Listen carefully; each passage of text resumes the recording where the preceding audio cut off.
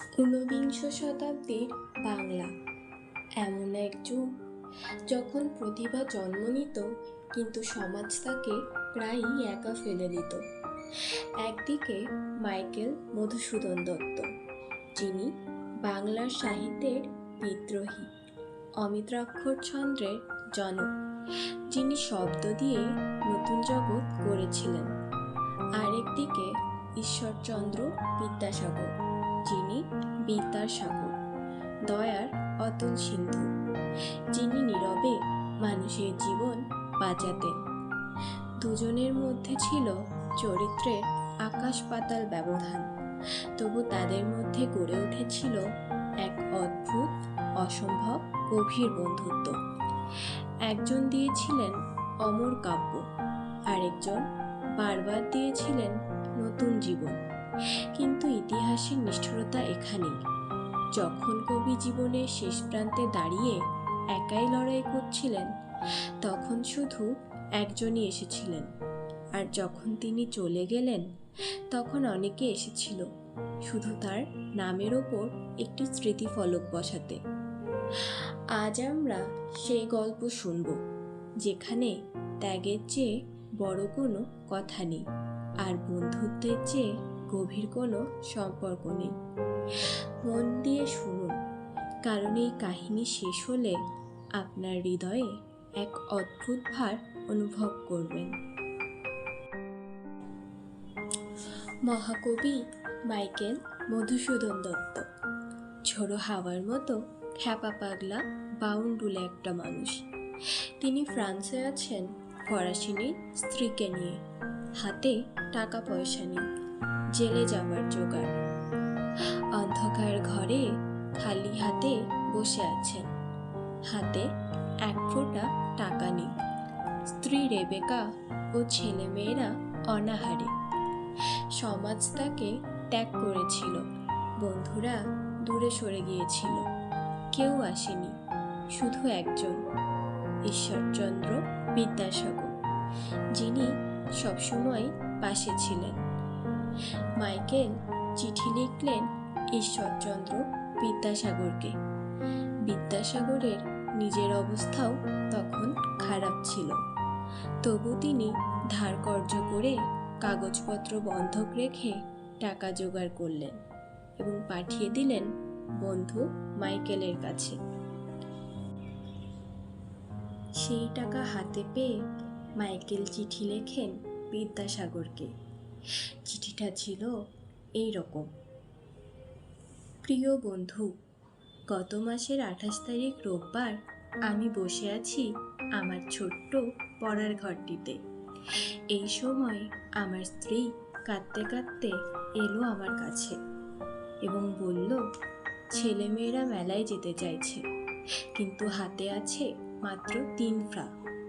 আচ্ছা, ভারতের লোকেরা আমাদের সঙ্গে এরকম করছে কেন? আমি বললাম, আজকে তো ডাক আসবে, আজকে অবশ্যই একটা খবর পাবো, কারণ যাকে আমি চিঠি লিখেছি তার জ্ঞান আর প্রতিভা প্রাচীন ঋষির মতো, উদ্যম একজন ইংরেজের মতো, আর হৃদয়টা একটা বাঙালি মায়ের মতো। আমি ঠিকই বলেছিলাম, কারণ ঘণ্টাখানেক পরেই তোমার চিঠি আর 1,500 টাকা এসে আমার কাছে পৌঁছালো। আমার মহান কীর্তিমান পরম বন্ধু, কি বলে তোমাকে কৃতজ্ঞতা জানাবো? তুমি আমাকে জীবন দান করেছ। এই ছিলেন বিদ্যাসাগর, যার কাছে সাহায্য প্রার্থনা করলে কেউ কোনোদিন প্রত্যাখ্যাত হতো না। মধুসূদন আরও টাকা চেয়ে পাঠিয়েছেন। চিঠিগুলো ছিল আকুতিতে ভরা। প্রত্যেকবার ঈশ্বরচন্দ্র তাকে টাকা পাঠিয়েছেন, এই জন্য তাকে কাগজপত্র বন্ধক রাখতে হয়েছিল। মধুসূদন তার বই উৎসর্গ করেছিলেন বিদ্যাসাগরকে। তাকে নিয়ে কবিতা লিখেছিলেন গোটা 3। একটা কবিতার নাম ঈশ্বরচন্দ্র বিদ্যাসাগর। সেটা এরকম: বিদ্যার সাগর তুমি, বিখ্যাত ভারতে, করুণার সিন্ধু তুমি, সেই জানে মনে, দিনও যে দিনের বন্ধু, উজ্জ্বল জগতে হিমাদ্রির হেমকান্তি অম্লান কিরণে। বিদ্যাসাগরের পাঠানো টাকায় ব্যারিস্টার হয়ে মাইকেল মধুসূদন দত্ত ফিরে এলেন কলকাতায়। ঈশ্বরচন্দ্র কবির জন্য দোতলা বাড়ি সাজিয়ে গুছিয়ে তৈরি করে রেখেছিলেন, কিন্তু বেহিসাবি অপরিণামদর্শী মাইকেল সেই বাড়িতে না উঠলেন সবচেয়ে দামি হোটেলে। সেই হোটেলের 3টা রুম তিনি ভাড়া করলেন, দুহাতে টাকা ওড়ালেন। বিদ্যাসাগর দেখা করলেন মাইকেলের সঙ্গে। দেখা হতেই সঙ্গে সঙ্গে বিদ্যাসাগরকে জড়িয়ে ধরে চুমুর পর চুমু খেতে লাগলেন মাইকেল। বিদ্যাসাগর তাকে বললেন হোটেল ছেড়ে দিয়ে বাড়িতে উঠতে, তার জন্যে তো বাড়ি তৈরিই করে রেখেছেন তিনি। কিন্তু দুরন্ত কবি কি শোনেন এইসব ভদ্র কথা? মাইকেল ব্যারিস্টারি করা শুরু করলেন, আয়ও হতে লাগলো, কিন্তু আয়ের চেয়ে ব্যয় বেশি।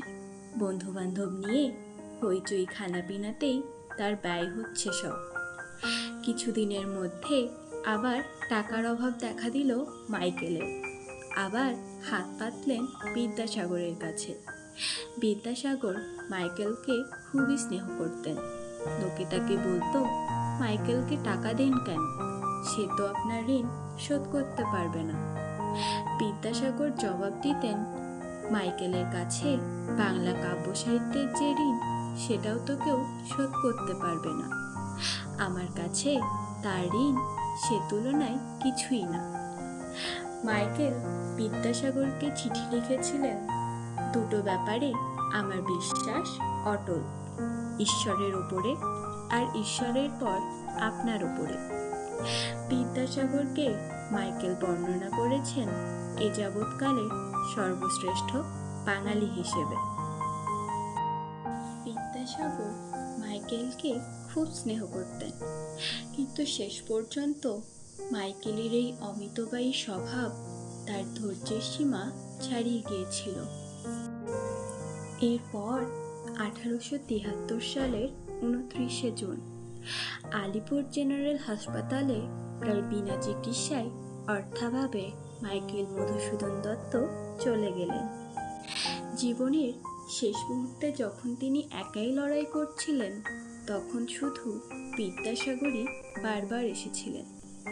কিন্তু মৃত্যুর পর অনেকে উদ্যোগী হলেন কবির সমাধির ওপর স্মৃতিস্তম্ভ নির্মাণ করতে।